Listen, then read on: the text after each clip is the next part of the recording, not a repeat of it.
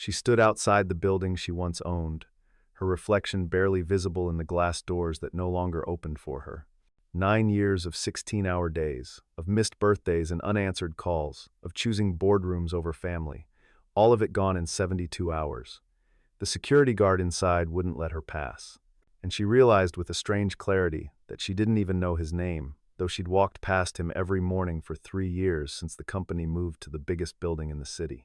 Her phone kept buzzing with calls from lawyers, investors, journalists, everyone except the one person whose call she was waiting for, her 19-year-old sister, Sophie, who'd sent a single text the night before. "You always said family came first, but you were never there when I needed you." At 35, standing in a designer coat that now felt worthless with frozen fingers, Rachel Morrison understood something she'd spent a decade running from. You can lose everything you built and still not hit bottom.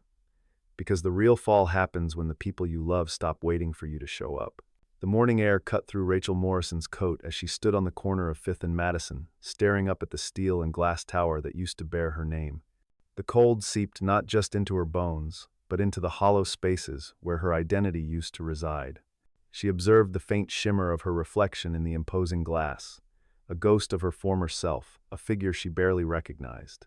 The doors remained firmly closed, an unyielding barrier to a life that had vanished. Rachel Morrison's company, Carson Tez, had been her creation, her passion, her entire existence since she was 26 years old. She had forged it from the humblest beginnings, coding through long, silent nights in a cramped studio apartment in Brooklyn, sustained only by instant coffee and an insatiable drive. Her ambition had been a fiery, relentless engine. By 32, her face graced the cover of Forbes, a testament to her meteoric rise. By 34, she commanded a corporation valued at $200 million. Now, at 35, she possessed nothing. The swiftness of her downfall was a brutal, disorienting shock. The fateful board meeting had been shockingly brief, lasting a mere 47 minutes. Clinton, her business partner, a man she had trusted implicitly since their college days, had systematically presented a tapestry of fabricated evidence, fraudulent invoices she had never seen, unauthorized transactions she had never approved, and emails bearing her forged signature. The ensuing vote, 7-2 against her, was a swift and merciless execution of her career. Security personnel, impersonal and efficient, had then escorted her from the premises while her assistant packed her remaining personal effects into a single cardboard box. This stark reality had unfolded 3 days prior, yet Rachel found herself unable to fully accept its truth. She continued to cling to the fading hope that it was merely a stress-induced nightmare from which she would soon awaken in her luxurious penthouse apartment overlooking the Hudson River. But the penthouse, too, was irrevocably gone. The bank, swift and unforgiving, had frozen all her accounts within a matter of hours, severing her access to the vast wealth she had amassed. Every asset she possessed was now entangled in complex legal proceedings that her lawyer warned could extend for several years, an interminable limbo. Her current refuge was a pull-out couch in her college roommate's studio apartment in Brooklyn, a neighborhood that ironically echoed the humble beginnings from which she had so desperately clawed her way out. The faint, persistent scent of cat litter served as a constant, unwelcome reminder of her new, diminished circumstances. The irony was a bitter taste in her mouth. Her phone, once a symbol of her constant connectivity and importance, now rang relentlessly, yet its chime never heralded the voice she yearned to hear.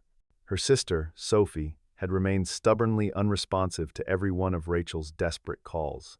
The single text message from Sophie the previous night was the first communication they had shared in 3 long months, and its impact was a gut-wrenching blow. Rachel had always rationalized her unrelenting work ethic, the endless hours and the countless missed family moments, as an investment in their collective future. She believed she was providing them with a life of comfort and security. But standing in the biting cold, observing indifferent strangers enter and exit her former domain without a second glance, a painful truth began to pierce through her elaborate self-deception. She had been lying to herself all along. The litany of missed family milestones was a heavy burden on her conscience. She had foregone Sophie's high school graduation to attend a crucial meeting in Tokyo. The excitement of Sophie's first day of college had been eclipsed by a relentless product launch. Even the solemnity of their grandmother Matilda's funeral the previous year had taken a back seat to a critical deal closing in London. Each time, Sophie had offered understanding, and each time, Rachel had clung to that understanding as absolution. Yet, understanding, Rachel now painfully realized, was a far cry from forgiveness. And forgiveness, she knew, did not equate to forgetting. The emotional chasm between them had widened so imperceptibly, so gradually, that Rachel had not recognized its true depth until it was far too late.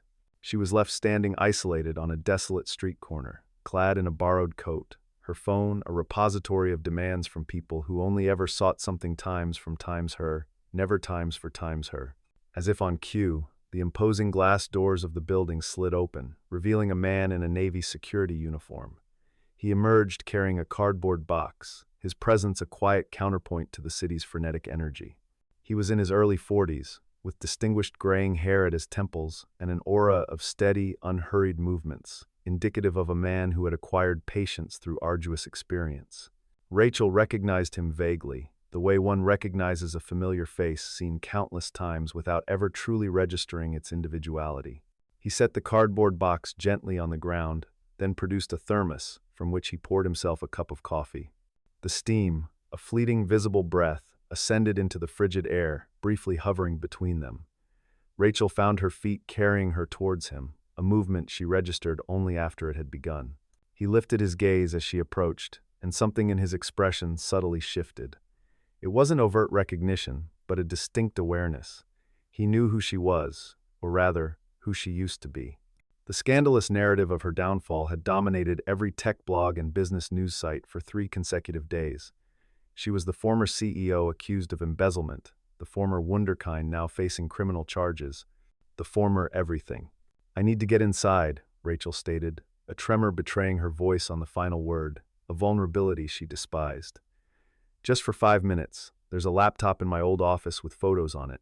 Personal photos. They're not backed up anywhere else." It was a small fabrication, a desperate plea cloaked in a half-truth. The laptop did exist, and it did contain photographs.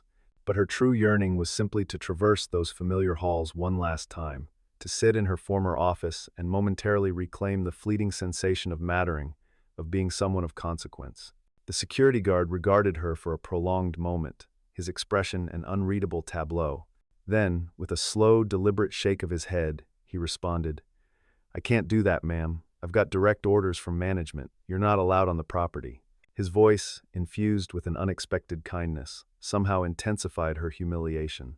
She would have preferred the sting of anger or the coldness of indifference, anything but the gentle sympathy that reduced her to a recipient of charity. "Do you know who I am?"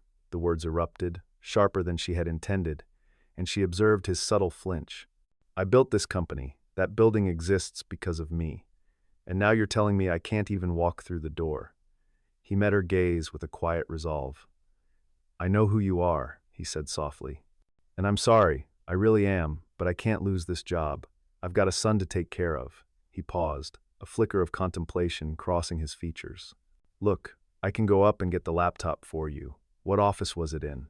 I can bring it down." The unexpected sincerity of his offer, its sheer, uncomplicated kindness, caused something deep within Rachel's chest to fracture. She opened her mouth to provide the office number, but instead found herself succumbing to tears. Not the elegant, solitary tear that might have graced her therapist's office, nor the frustrated, angry weeping that had punctuated her pillow last night. This was a visceral, ugly, gasping torrent of sobs, originating from a profound and broken place, a deluge she found utterly impossible to staunch. She sank onto the cold, dirty concrete steps, utterly unconcerned by her public display of vulnerability, oblivious to the stares of passers-by. The security guard, Daniel Cooper, stood awkwardly for a moment, then, with a quiet deliberation, sat down beside her. He offered no platitudes, no attempts at comfort, no assurances that everything would eventually be all right. He simply remained there, a silent, steady presence, and in that moment of profound desolation, it was precisely what Rachel needed. After what felt like an eternity, he extended a packet of tissues from his pocket. She took one, shakily wiped her face, and made a concerted effort to regain her composure. "I'm sorry," she finally managed, her voice thick with emotion. "I don't usually fall apart on strangers." Daniel's response carried a dry humor that surprised a half-laugh, half-sob from her. "You're not falling apart," he said. "You're just having a really bad week." He extended his hand, a gesture both formal and slightly absurd, given the intimacy of their shared moment. "I'm Daniel, by the way. Daniel Cooper." She took his hand, the physical contact grounding her. "Rachel Morrison," she replied, then added, a hint of weariness in her voice. "But I guess you already knew that." "Yeah," he affirmed. He poured some coffee from his thermos into its plastic cap and offered it to her. "Drink this. It's not great coffee, but it's hot." She accepted the makeshift cup, wrapping her cold fingers around its warmth, feeling a subtle seepage of heat into her chilled extremities. They sat in companionable silence for a while, observing the indifferent ebb and flow of the city around them, a world that continued its ceaseless motion despite Rachel's personal catastrophe. Finally, Daniel broke the quiet again, his voice thoughtful. "You know, about 6 years ago, I was sitting in a hospital chapel trying to figure out how to tell my 7-year-old son, Ethan, that his mother wasn't coming home." His gaze, steady and profound, met Rachel's. "My wife had cancer. We'd known for a year, but somehow I'd convinced myself we'd beat it. When the doctor came out and told me she was gone, I felt like someone had reached inside my chest and pulled out my lungs. I couldn't breathe, couldn't think, couldn't do anything but sit there and wonder how the hell I was supposed to keep going." Rachel looked at him, truly seeing him for the first time. There was an enduring steadiness in his eyes, a quiet strength born from surviving immense tragedy and learning to carry its indelible scars. "I'm sorry," she said, her voice sincere. "Thank you." Daniel took a slow sip from his thermos, the warmth a small comfort against his own buried pain. "The point is," he continued, "I thought losing her was the worst thing that could happen to me. And it was terrible, don't get me wrong. But the real bottom came about 6 months later when I realized I'd lost myself, too. I'd been working at a financial firm, pulling 70-hour weeks, traveling constantly. I'd told myself I was building a future for my family, giving them the life they deserved. But what they actually needed was me, present, paying attention. And I'd been too busy climbing ladders to notice." He shifted uncomfortably on the cold steps, pulling his jacket tighter against the persistent chill. "After she died, I tried to keep going like before. Threw myself into work even harder.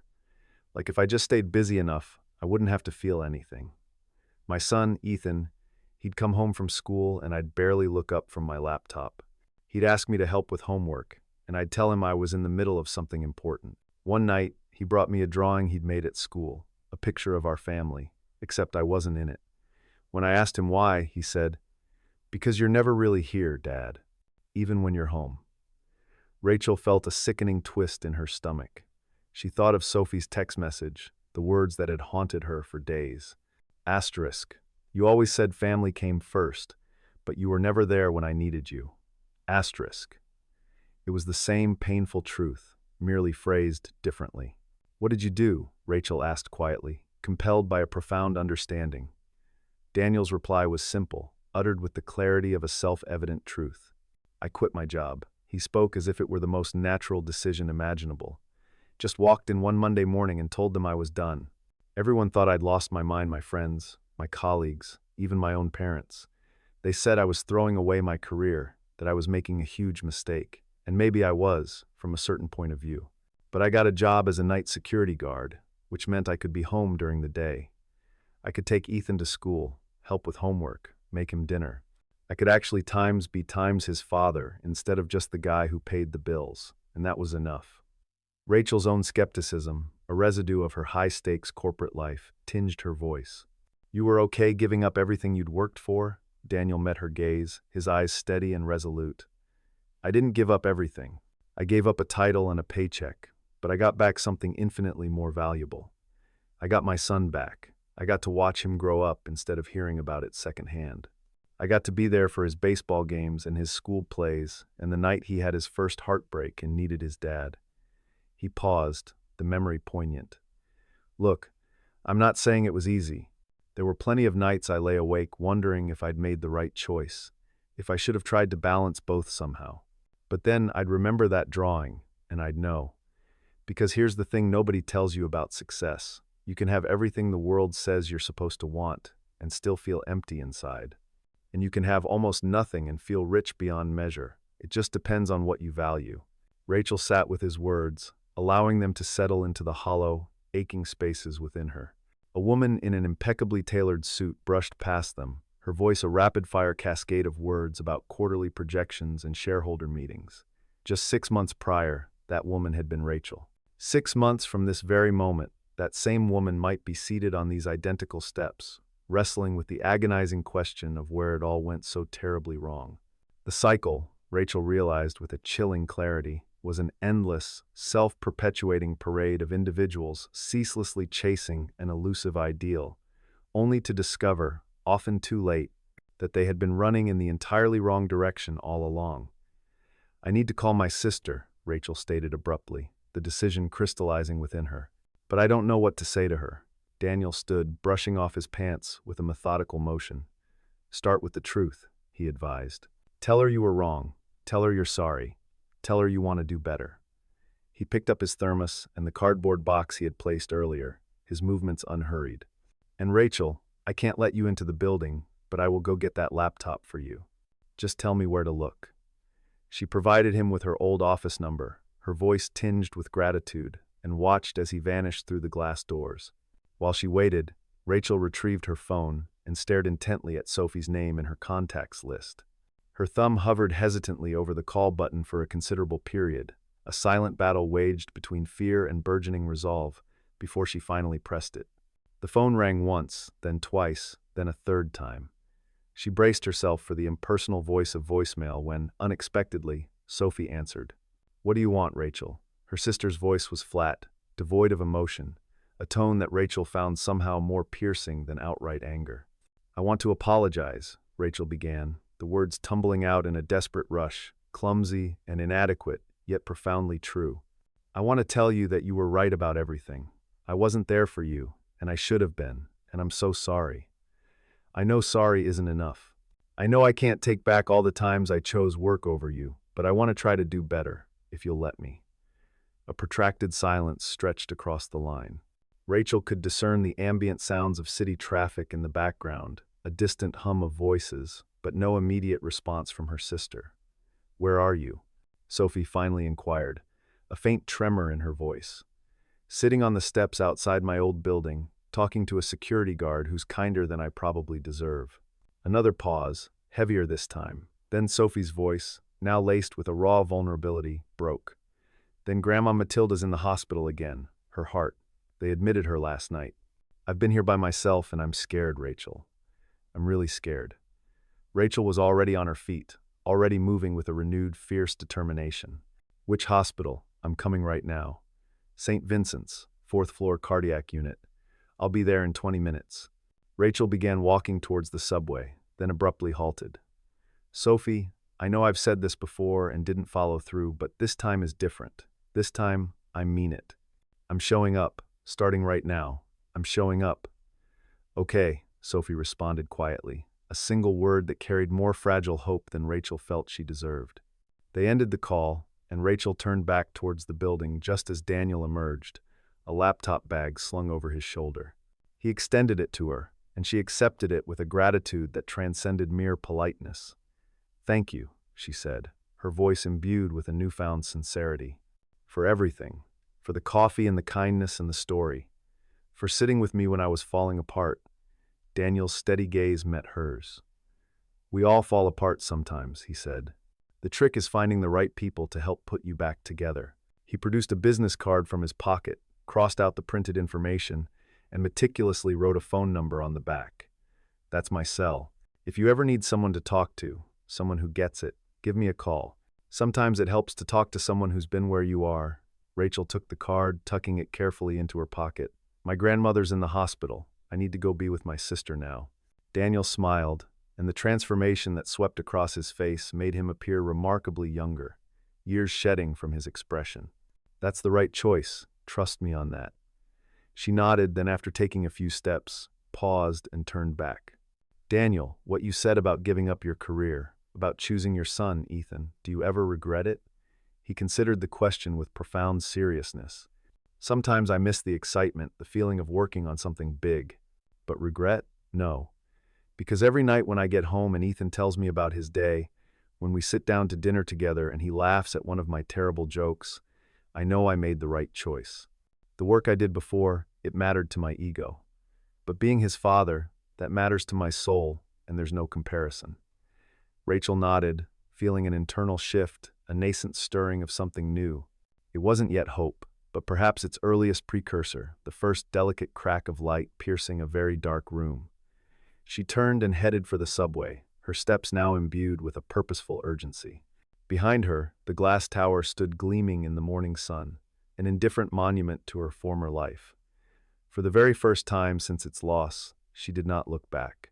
The subway journey to St. Vincent's Hospital unfolded over 32 minutes, each moment consumed by Rachel's thoughts of her grandmother, Matilda.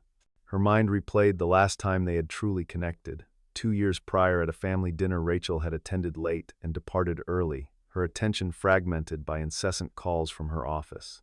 Matilda had hugged her goodbye, her voice imbued with gentle admonition. "Don't work so hard that you forget to live, sweetheart." Rachel, dismissive in her ambition, had laughed off the advice, kissed her grandmother's cheek, and promised a visit soon, a promise she never fulfilled. There had always been another meeting, another pressing deadline, another perceived crisis that seemed to eclipse the simple urgency of spending time with an elderly woman who had already lived the vast majority of her life. Now, rushing through the sterile hospital corridors, following the directional signs to the cardiac unit, Rachel finally grasped the profound wisdom Matilda had attempted to impart. Life, she understood, did not idly await one's convenience. People's needs did not pause, patiently deferring until one found a moment to address them. Love, true love, demanded presence, not merely a cascade of empty promises. She had, with tragic consistency, made so many unkept promises that the very people she cherished most had ceased to believe in her. She found Sophie in the waiting area, a solitary figure curled defensively in one of the ubiquitous, uncomfortable plastic chairs that seemed to be a fixture solely in hospitals. Her sister appeared utterly exhausted, her face pale and drawn, her hair pulled back in a hasty, messy ponytail. The moment Sophie registered Rachel's presence, something flickered across her expression, perhaps surprise, perhaps a flicker of disbelief. It was as if she had half expected Rachel to call back with another meticulously crafted excuse, another compelling reason for her absence. "You came," Sophie uttered, her voice thin, fragile, and unexpectedly tearful. "I came," Rachel confirmed, her voice thick with emotion. And then, without hesitation, she sat down beside her sister. Not across from her, maintaining the carefully constructed emotional distance that had characterized their relationship for so long, but immediately beside her, close enough to tenderly take her hand. "I'm here. Tell me what's happening." Sophie took a shaky, fortifying breath and began to speak, the words spilling forth in a quiet torrent. Their grandmother, Matilda, had experienced severe chest pains the preceding night, compelled to call an ambulance herself because Sophie had been away at school, and Rachel was, as usual, simply unavailable. The attending doctor had diagnosed a mild heart attack, necessitating surgery, but offered a positive prognosis. Matilda was currently resting, stable, yet profoundly tired. They would be permitted to see her within the hour, once the battery of morning tests had been completed. "I was so scared," Sophie whispered, her voice barely audible. "I kept thinking about Mom and Dad, about how fast we lost them. I couldn't lose Grandma Matilda too. Not when I'm the only one left, who—" She trailed off, unable to complete the painful thought, but Rachel understood the unspoken accusation hanging heavy between them. Asterisk. Not when I'm the only one left who cares. Asterisk. I'm sorry, Rachel said, and this time, she allowed herself to fully absorb the crushing weight of her regret. "You're not the only one who cares, Sophie. I care. I've always cared. I've just been really, really bad at showing it." She gently squeezed her sister's hand, a silent vow. "But I want to change that. Not someday, not when things calm down. Now, starting today." Sophie regarded her with those same deep, knowing brown eyes inherited from their mother, eyes that seemed too wise for a 19-year-old. "You've said that before." "I know," Rachel acknowledged, "and I broke that promise every single time. But something happened today that made me realize I've been living my life backwards. I thought success would make me happy, that if I just worked hard enough and achieved enough, everything else would fall into place. But it doesn't work like that. Who's Daniel? Sophie asked, a hint of nascent curiosity finally piercing through her defenses, a small, fragile opening. Rachel, emboldened by this subtle shift, recounted her morning's encounter, standing outside her former building, breaking down on the steps.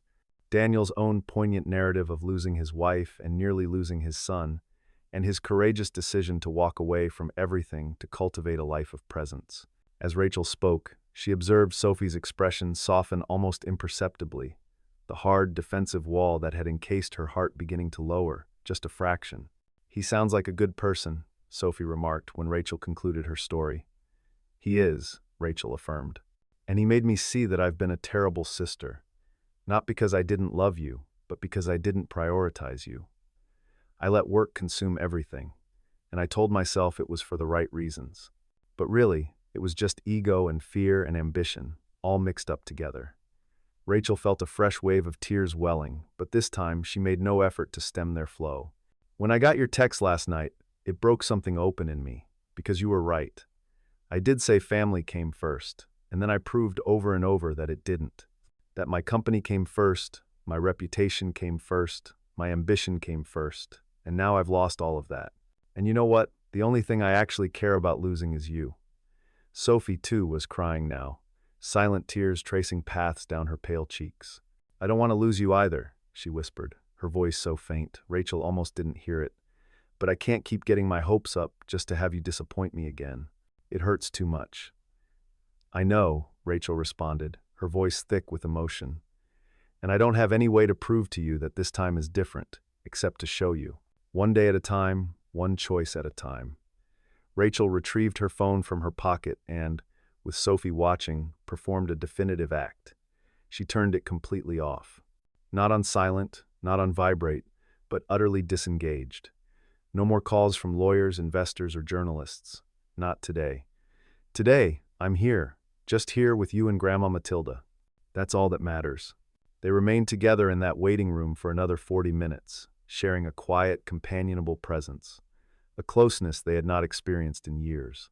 Rachel shared details about the studio apartment she was currently occupying, about the single cardboard box containing her entire worldly possessions, about the surreal, disorienting sensation of witnessing everything she had meticulously built simply vanish overnight. Sophie, in turn, spoke of her academic life, her classes, her friends, and a boy she harbored a secret crush on but hadn't yet summoned the courage to approach.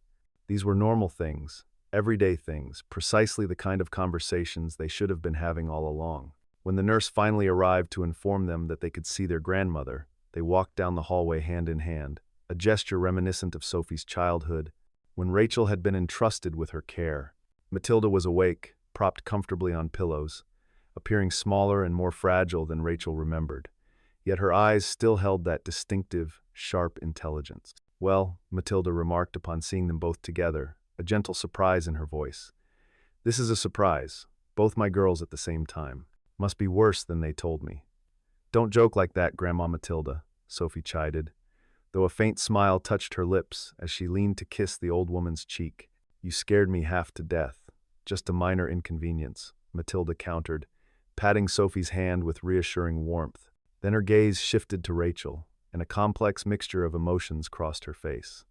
"Rachel, I heard about your company. I'm sorry. I'm sorry I wasn't here sooner," Rachel responded, moving to the other side of the bed.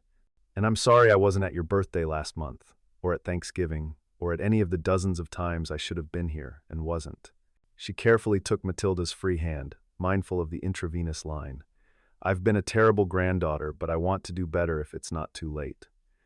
Matilda studied her for a long, piercing moment, and Rachel felt as though she were being subjected to an X-ray, all her failures and regrets laid bare. Then, a radiant smile bloomed on the old woman's face, illuminating the room like sunshine. "It's never too late, sweetheart, not until we're dead, and I'm not quite there yet." She squeezed Rachel's hand with surprising, enduring strength. "You know, when you were little, before your parents died, you used to tell me you wanted to be just like your mother when you grew up. She was a teacher, remember? She didn't make much money, didn't have a fancy title or a corner office, but she was rich in all the ways that actually matter. She had time for her students, time for her family, time to sit in the park and feed the ducks. She knew what was important. Rachel remembered. The memories, though faded and softened by the relentless passage of time and the lingering ache of grief, were undeniably present. She recalled her mother grading papers at the kitchen table, her gentle laughter mingling with their father's jokes, her mother patiently braiding Sophie's hair before school, her presence a comforting anchor. Her mother reading to them at bedtime, embodying every character with delightful voices that elicited their joyous giggles. Their mother had passed away when Rachel was 16 and Sophie, a mere 6, a tragic victim of a drunk driver who had run a red light on an ordinary Tuesday afternoon. Their father had followed 2 years later, a sudden heart attack at 49. In an instant, they were orphans. Matilda had then taken them in, raising them with unwavering love and devotion. Rachel, driven by a profound sense of indebtedness and a desperate need to prove her worth, had dedicated the subsequent decade to forging a remarkable path for herself, to justifying the sacrifices her parents and grandmother had made. "I thought making a lot of money and being successful would honor them somehow," Rachel quietly confessed. "Like if I could just achieve enough, it would justify everything they'd missed out on." "Oh, honey," Matilda's voice was soft, compassionate. "The best way to honor your parents is to live well. And living well doesn't mean accumulating the most money or the biggest achievements. It means loving the people around you, being present for the moments that matter, finding joy in ordinary days. Your mother knew that, and now it's time for you to learn it too." They remained until visiting hours concluded, engaging in conversations both trivial and profound. Matilda periodically dozed off, weary from her medications. During these quiet interludes, Rachel and Sophie would exchange small, tentative smiles, a nascent healing unfolding between them, slow and delicate, like a fractured bone meticulously knitting itself back together. When they finally left the hospital, the sun was setting, painting the sky in a breathtaking tapestry of orange and pink. They paused on the sidewalk, neither quite ready to part ways. Sophie shifted her backpack, her gaze uncertain. "Do you want to get dinner? There's a place around the corner that does good pasta. Nothing fancy." "I'd love that," Rachel responded, her voice imbued with a sincerity she hadn't felt in years. They walked together through the cooling evening air, and for the first time in 9 years, Rachel's thoughts were unburdened by quarterly projections, board meetings, or market share. She thought only of her sister, of how profoundly she had missed her, and of the precious, unexpected chance to begin again. Over dinner, in a tiny Italian restaurant adorned with red checkered tablecloths and candles flickering from within wine bottles, Sophie shared more intimate details of her life. She was currently majoring in environmental science, her aspirations set on a career in conservation. She had broken up with her high school boyfriend the previous year and was, she explained, learning to embrace and navigate life on her own terms. Her weekends were dedicated to volunteering at an animal shelter, a quiet act of compassion. She had been contemplating studying abroad next semester but harbored reservations about its financial feasibility. "How much would you need?" Rachel inquired, and Sophie's expression immediately became guarded. "I'm not asking you for money." "I know," Rachel interjected, gently setting down her fork. "But I'm asking you how much you'd need. Look, I don't have access to my accounts right now. And honestly, I don't know if I'll ever get any of it back. But I have some savings from before I started the company. Money that wasn't tied up in everything else. It's not a fortune, but it's enough. If studying abroad is important to you, we'll make it happen." Sophie bit her lip, clearly wrestling with a conflict between pride and a burgeoning hope. "Are you sure? You're going to need that money for yourself, for lawyers, and—" Rachel reached across the table, taking her sister's hand with a firm, reassuring grasp. "Sophie, I spent 9 years choosing money over you. I'm done with that. If I have to get a regular job and live in a studio apartment for the rest of my life, that's fine. But I'm not missing any more of your life, because I'm too focused on my own problems. You want to study abroad? Then you should study abroad. That's what matters." They continued their conversation for 2 more hours until the restaurant staff, with subtle but pointed glances, indicated that they were the last customers remaining. Outside, on the cool evening sidewalk, Sophie enveloped Rachel in a hug that lingered, a silent testament to the raw emotions shared. When they finally disentangled, both sisters were shedding quiet tears. "Thank you," Sophie whispered, her voice thick with gratitude, "for showing up today, for times, really times showing up. "Thank you for giving me another chance," Rachel responded, her own voice equally tender. "I won't waste it, I promise." They parted ways at the subway station, and Rachel rode back to Brooklyn, enveloped by a sensation she hadn't experienced in years: peace. Not the forced tranquility she had previously manufactured with yoga classes and meditation applications, but an authentic, profound peace. The kind that arose from making a truly right choice, from aligning her actions with her deepest values for the first time in recent memory. Back in the dim solitude of the studio apartment, she reactivated her phone. A deluge of hundreds of notifications flooded in: emails from lawyers, voicemails from journalists, text messages from former colleagues offering hollow sympathy or thinly veiled schadenfreude. She scrolled through them all, then, with a palpable sense of liberation, deleted every single one. Then she retrieved the business card Daniel had given her, staring intently at the phone number he had inscribed on its reverse. It required 3 attempts to summon the courage to dial, but when she finally did, he answered on the second ring. "Daniel Cooper. Hi, it's Rachel from this morning." She spoke, a tremor of nerves in her voice. "I just wanted to say thank you again for everything you said. It made a difference. I went to see my sister and my grandmother, and it was good, really good." "I'm glad," Daniel responded, and she could hear the genuine smile in his voice. That took courage. It shouldn't have. Showing up for family should be the easiest thing in the world, but I made it complicated. She paused, reflecting. "You were right about what you said about how you can have everything and still feel empty. I was empty for so long, and I didn't even realize it because I was too busy running." "So, what are you going to do now?" Daniel inquired, his tone gentle. "I don't know yet. Figure out who I am without the company, I guess. Be a better sister and granddaughter. Find a way to live that actually feels like living instead of just surviving." She laughed, a sound that felt surprisingly foreign to her own ears. "That probably sounds naive." "It sounds honest," Daniel countered. "And honesty is a good place to start."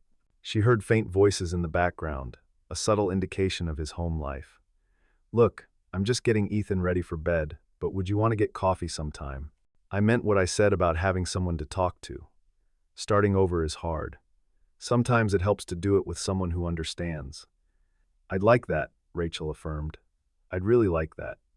They made plans to meet at a coffee shop near the hospital the following week, after Rachel had another opportunity to visit Matilda and spend more time with Sophie. After hanging up, Rachel sat in the apartment, contemplating the unexpected trajectory her life had taken. Just 3 days prior, she had been at the pinnacle of her world. Now, she possessed nothing but a borrowed couch and an accumulating list of legal problems. Yet, paradoxically, she felt lighter than she had in years. Over the subsequent weeks, Rachel meticulously constructed a new routine for herself. She visited Matilda diligently every day, sitting by her bedside, sharing anecdotes about the ongoing legal battles and the painstaking process of rebuilding her reputation. She had dinner with Sophie twice a week, sometimes just the two of them, sometimes with Matilda when her grandmother felt strong enough to join them. She met Daniel for coffee, and through him met his son Ethan, a 13-year-old with his father's steady eyes and a burgeoning passion for marine biology. Rachel began, consciously, to cultivate a life that was not predicated upon work, nor achievement, nor the relentless pursuit of validating her worth to people who had, in hindsight, never truly valued her. Her lawyer provided regular updates on the intricate legal case. It was gradually revealed that Clinton, her erstwhile business partner, had indeed been orchestrating an elaborate fraud scheme for several years, systematically siphoning money through a network of shell companies and falsifying documents.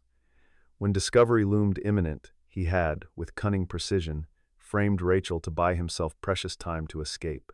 By the time the authorities finally pieced together the intricate web of deception, he had already absconded to a country that notably lacked an extradition treaty. Rachel's name was officially cleared, her reputation painstakingly restored.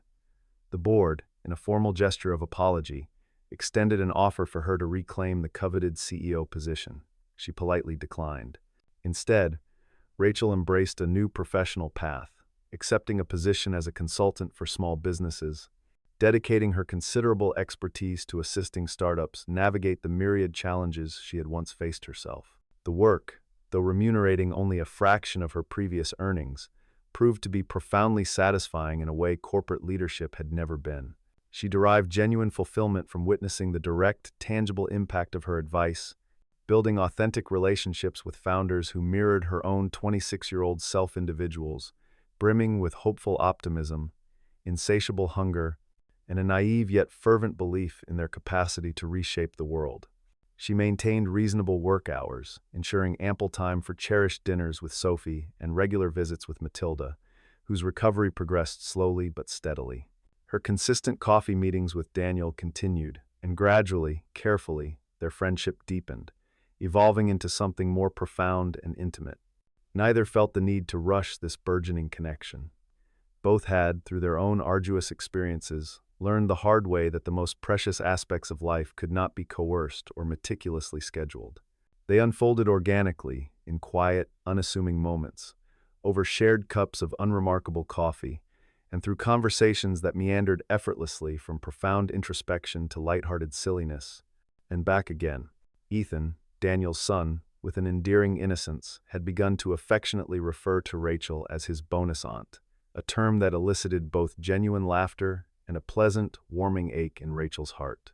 She had never, in her ambitious younger years, given much thought to cultivating a family of her own, having always presumed that such personal pursuits would naturally fall into place times later after her professional goals had been fully realized, yet, later, had relentlessly receded, until suddenly, at 35, she found herself utterly alone. Now, on the cusp of 36, she possessed something far more valuable than all the fleeting success she had once craved. She had people she deeply loved, and who loved her in return. She had days that felt profoundly meaningful instead of merely productive. She had time, real, unhurried time, not the stolen scraps snatched between meetings, but ample space to sit, to talk, to simply be times present. And in the final calculus, Rachel understood that was the greatest success of all, not the colossal sums of money, nor the fleeting recognition, nor the coveted corner office, just this: walking through a vibrant city at dusk with someone who intimately knew her gravest mistakes and yet chose to remain anyway, heading towards a dinner table where her cherished family waited, living a life that was wonderfully messy, undeniably imperfect, and yet absolutely, beautifully real.